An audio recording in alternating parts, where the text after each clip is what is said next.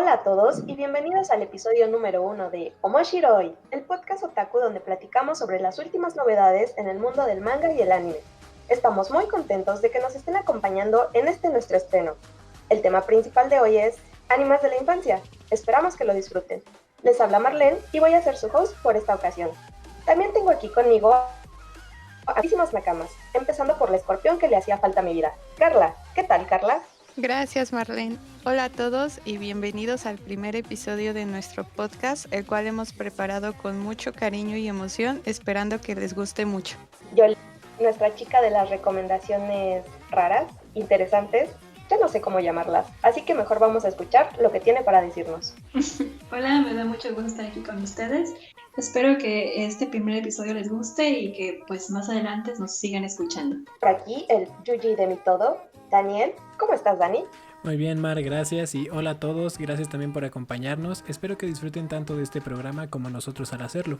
Y no podía faltar nuestra lindísima Mariana. ¿Qué dices, Mariana? Hola Mar, muchas gracias. ¿Qué onda, otakus? Bienvenidos a este primer episodio del canal, en donde pues vamos a disfrutar de una charlita sobre el manga y el anime, obviamente con una excelente compañía. Genial, estoy encantada de poder compartir con ustedes y con quienes nos escuchan esta charla. ¿Qué les parece si para abrir nos vamos con nuestra primera cápsula del día? Dato curioso. Hayao Miyazaki e Isao Takahata, miembros fundadores del amado estudio Ghibli, participaron en la dirección de la primera parte del anime Rupan Sansei, adaptación del manga del mismo nombre. La producción consta de 23 episodios y fue realizada a principios de los 70 para Team MS Entertainment. Nos gustaría compartirles algunas de las noticias más relevantes que se dieron en los últimos días. Primero, sobre la película de Evangelion, recién estrenada en Japón. Pues sí, por fin, después de una eternidad, la cuarta película de Evangelion por fin se estrenó. Evangelion 3.0 más 1.0 Rise Upon a Time llegó a los cines de Japón el 8 de marzo de la mejor manera posible, pues consiguió romper el récord de taquilla para formato IMAX con un total de $740,000, que son más o menos como 15 millones de pesos. En total se vendieron poco más de 500,000 de boletos, lo cual en el contexto de la actual pandemia fue un éxito sin precedentes. Sí, hablando de las películas favoritas durante esta pandemia, creo que recordar que la película de My Hero Academia llegó al top aquí en México. Pero, bueno, hablando de la película de Evangelion, a mí en realidad no se me antoja verla, pero mi hermano menor es muy fan y sé que de seguro él sí está muriendo de ganas porque la saquen aquí en México. Así que me imagino que en algún momento terminaré echándole un ojo. Así es, yo también soy muy fan, al igual que tu hermano, y verdaderamente he tratado de evitar los spoilers y no puedo esperar a ver esta película en salas de cine mexicanas, ya que Hideki Anno se hizo mucho del rogar.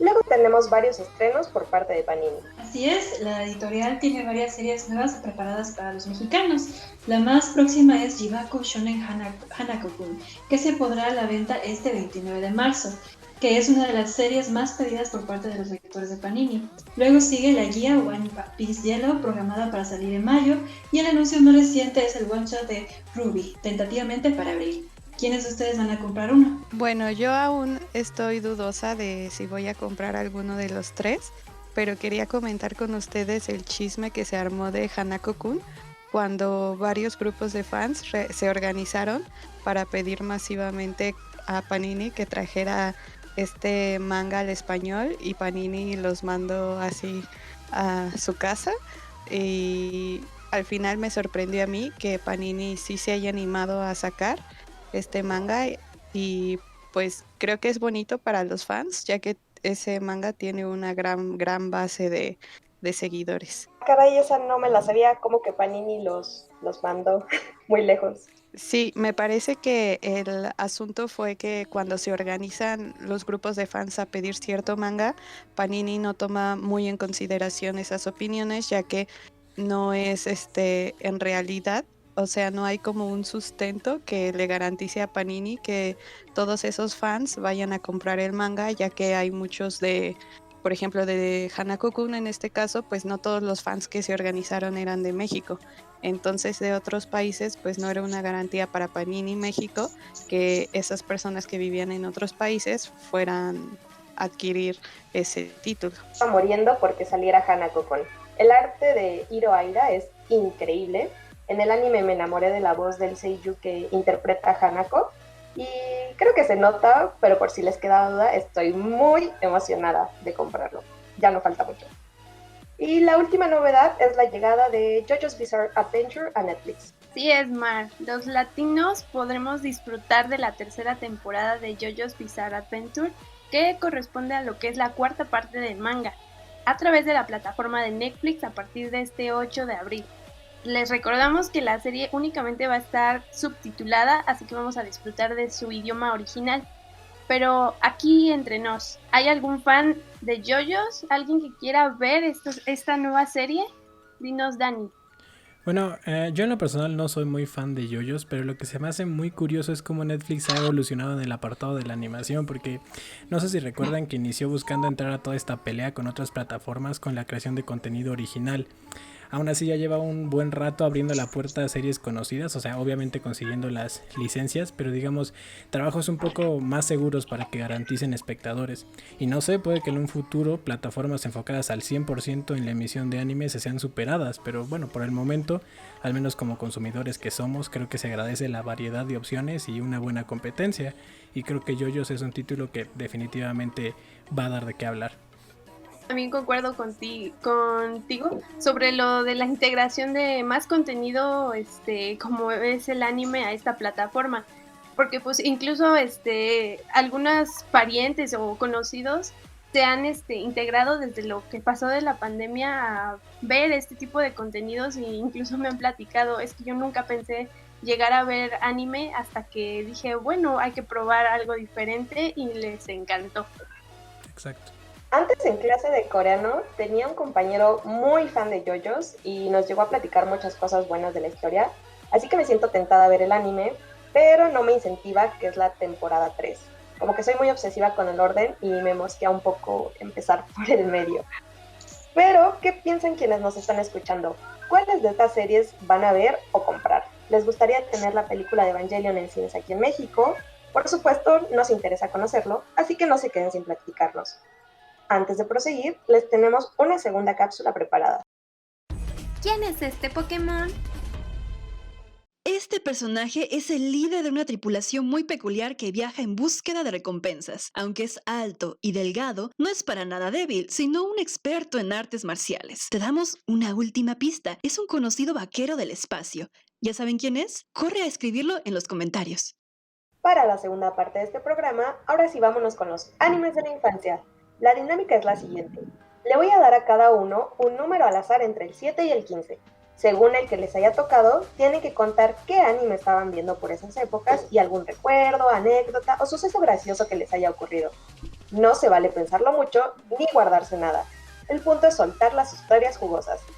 Vamos con la primera víctima, que es Carla. Te toca 10 años. Uy, Marlene. Bueno, no sé si exactamente a los 10 años, pero por esa época recuerdo estar viendo Yu-Gi-Oh! Como confesión, acá entre nos, lo veía porque mayormente Yugi Faraón me parecía muy atractivo, más por su voz de doblaje realizada por Irwin Dayan. Vivilla desde chiquilla, hay que tener prioridades. Así es. Como anécdota de la época, sí llegué a comprarme mis cartas y jugar con mi primo, aunque él siempre hacía trampa y cuando yo quería activar alguna me decía, uy no, esa no se puede hacer. Creo que le aprendió mucho a Yugi Trampas Locas y eso hacía que yo solo terminara poniendo todas mis cartas en modo de defensa. Obviamente en Nakamas jamás tuve una carta original en mi preciado deck, pues tenía como origen 100% el tianguis. Ay, bueno, mi hermanito también era fan y también tenía muchas cartas. Y hace poco hablando con él sobre Yu-Gi-Oh, me comentó que justamente quería volver a hacer su deck. De hecho, bueno, yo también tuve una historia como Carla. Mis primos yo los veía jugando con las cartas y no entendía realmente porque yo no veía Yu-Gi-Oh. No entendía realmente lo que estaban tratando de jugar, pero sí me llamaba mucho la atención y de ahí salté a ver el anime. No, pues qué envidia, chicas, porque mi comentario es que a mí nunca me enseñaron a jugar Yu-Gi-Oh! Entonces yo quiero decir a la audiencia que si alguien se ofrece a enseñarme, pues que me enseñe, porque Siempre les pedí a mis compañeros que me enseñaran y me decían, no, es que eso es de niños, tú nunca vas a entender de Yu-Gi-Oh! Y ya desde entonces es mi trauma. Sí, claro, a mí también me pasaba eso justo con mi primo y creo que nunca aprendí a jugarlo en su totalidad. También hablando de jugar, llegué a jugar el videojuego para PlayStation 1 llamado Yu-Gi-Oh! Forbidden Memories, pero como siempre he sido un tronco para los videojuegos, la verdad es que no llegué muy lejos. Y años más tarde, como 3 o 4, volví a ver la serie porque quería verla completa, ya que como sabemos en México nunca termina nada y debo decirles que la verdad no me gustó para nada la serie. Me pareció muy forzada en su argumento y su guión me da la impresión de que se siente un poco acartonado. Yo creo que el espíritu de las cartas no llegó a mí. Muy bien, sí, esa serie nos trae muchos recuerdos, pero es el turno de Yoli de contarnos qué estaba viendo a los 15 años. El anime que vi a los 15 años fue Ayashi no Seres, que en España fue traducido como Seres del Mañana. Fue adaptado del manga homónimo de Yu Watase, la misma que hizo Fushigi Yugi. Trata sobre Aya Mikage, quien cumplirá 16 años al lado de su hermano Aki. Ambos pensaron que será un cumpleaños normal, pero no esperan que se revele que ambos son la reencarnación de un matrimonio. Ella es la diosa llamada Ceres y él es el esposo de Ceres, quien se le señala haber escondido el chal de la diosa que le impide regresar al cielo. La familia Mikage tiene miedo de su reencarnación porque temen que se cumpla la promesa de vengarse y recuperar su chal. ¿Ves por qué eres la chica de las recomendaciones raras, interesantes? No, la verdad, la razón por la que la empecé a ver precisamente era porque había leído muchos comentarios en internet de que estaba muy fuerte. Y en aquel entonces, cuando yo tenía 15 años, sí estaba algo fuerte para mí, porque hay muchas escenas de abusos, habla mucho sobre el papel de la mujer japonesa, ¿no? De que siempre hay hombres en la época antigua en la que a la mujer japonesa se le retenía. Digo, por el escenario que me estás planteando, pues suena un poco fuerte. De hecho, sí está algo fuerte. Incluso hay escenas como de abuso, de violaciones y cosas así, donde se le retiene a la protagonista contra su propia voluntad. De hecho, de los primeros mangas que escribió la autora, o en su caso, ya no sé en qué género se le habla a la autora de esa persona, creo que sí es en femenino, porque ella se declaró parte de la comunidad LGTB. En ese caso, me parece que es un manga un poco fuerte, de los primeros que ella escribió. Ay, Yoli, creo que a mí me hubiera gustado mucho estar contigo para descubrir más del anime, porque a mí en la parte de mi infancia y adolescencia no tuve tanta experiencia con esta incursión más bien en el anime, pero creo que con tus recomendaciones yo siempre quedo entusiasmada por ver más. Sí, de hecho, lo que se nos ha hecho raro es que es considerado el manga un clásico dentro de lo que es el shoujo. Y hasta ahora no se ha traído aquí a México, solamente se ha traído la de 19 Alice 19, y Fushigi Yugi y lo que es Ayashi no Seres nos han traído ya. De hecho, hay un problema que hay a nivel internacional, es que el shoujo se tiene muy de lado, ¿no? Se trae más el shonen, otros géneros, otras demografías, pero el shoujo tiene como que es muy hecho de lado. Y creo que este es un manga que, a pesar de ser shoujo o publicado por la Shogakukan, creo que merece la pena que se traiga aquí a México. Entonces, pues hagan ahí bolita para que Panini en un futuro la traiga. A Dani le toca una edad más chiquita, entonces, mi Yuji, dime, ¿qué estabas viendo a los 8 años? Más chiquita. Pues mira, no sé si fue exactamente a los 8, pero yo sí calculo que entre 8 y 10 años llegó a mi vida una obra a la que le guardo mucho cariño, que es Shaman King. En su tiempo existieron muchos factores que la volvieron una de esas series que realmente me marcaron, principalmente por la manera en la que trataba su mundo y contaba la historia. Aunque a primera vista pudiera parecer una serie infantil, la realidad distaba mucho de ello. Tocaba conceptos más profundos como el valor de la vida, el significado de la muerte, las religiones, el fanatismo y todos los problemas que estas cosas traen consigo. Obviamente, al ser pequeño uno no logra captarlo en su totalidad, pero aún así uno distingue que están sucediendo cosas no precisamente simples y desde mi perspectiva de eso se agradece.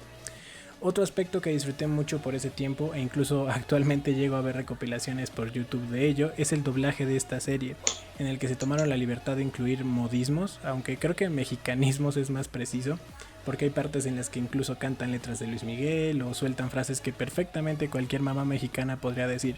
Fue una estrategia llamativa y creo que le salió bastante bien.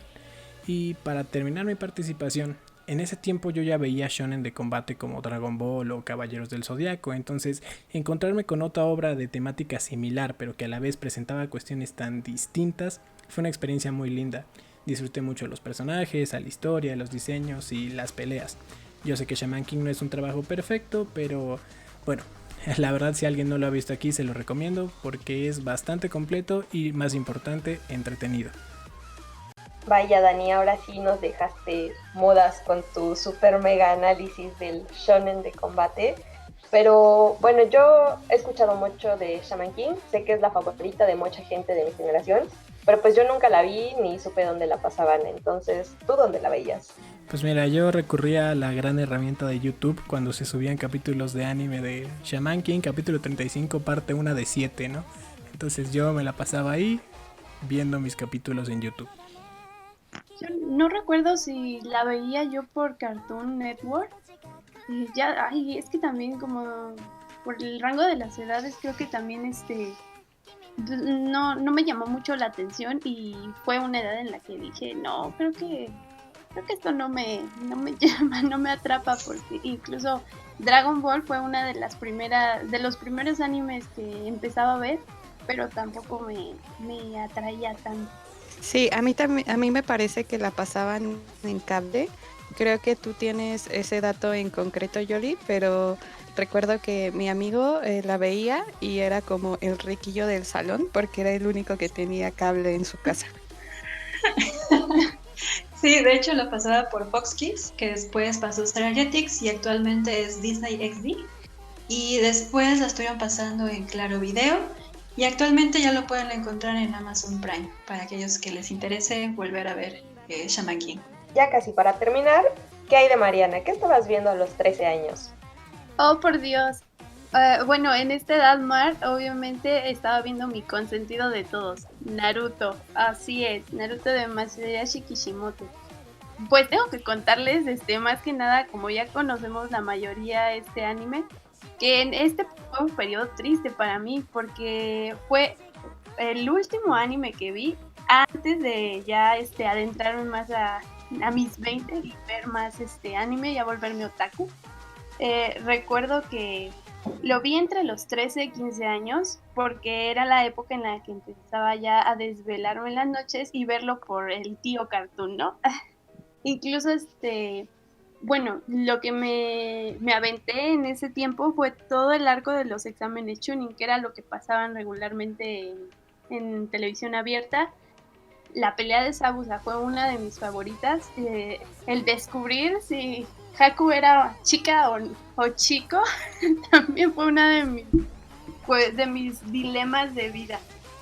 Uy, no, pues sí, definitivamente ni cómo negarlo. La pelea de Zabuza creo que definitivamente es algo que nos marcó a todos.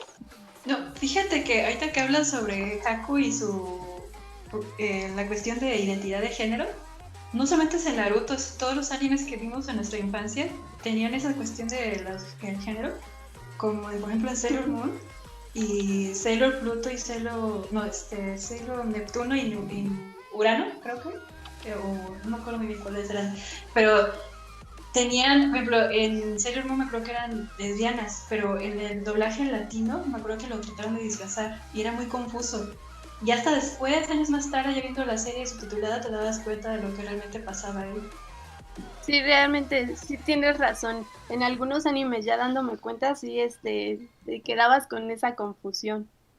Pero bueno, cuando había acabado de ver lo el arco de los exámenes Chunin, fue que, pues, en mi pequeño periodo de adolescencia yo pensaba que hasta ahí se había acabado el anime.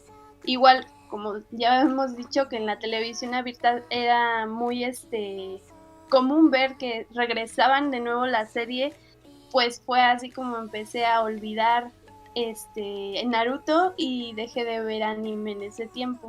hasta actualmente ya en mis 20, que lo volví a retomar gracias a una convención en donde me platicaron acerca de Boruto, que es como su secuela.